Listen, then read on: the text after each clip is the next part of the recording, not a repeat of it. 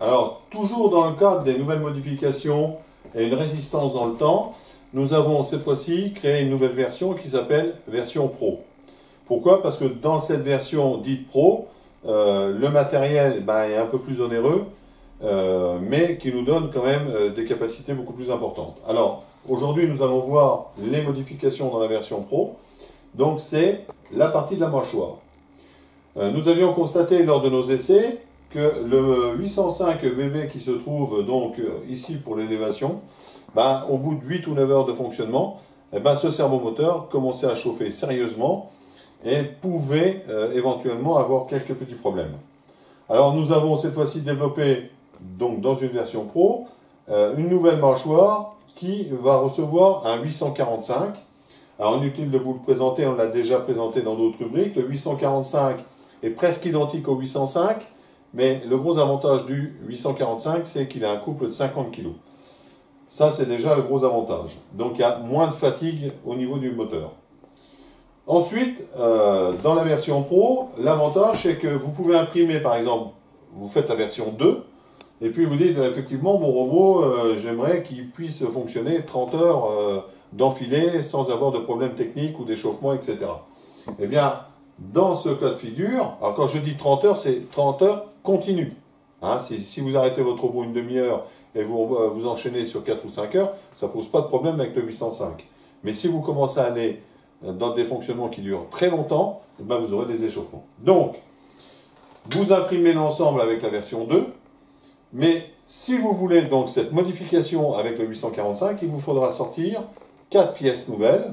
Donc, la mâchoire qui va en lieu et place comme la mâchoire de 805, nous avons tenu à garder cette possibilité. Et enfin, le receveur, c'est-à-dire la mâchoire, est prévu quand même avec quelques améliorations. Donc, on l'insère tout simplement en le glissant dans son logement et on le fait pivoter par l'intérieur. Voilà.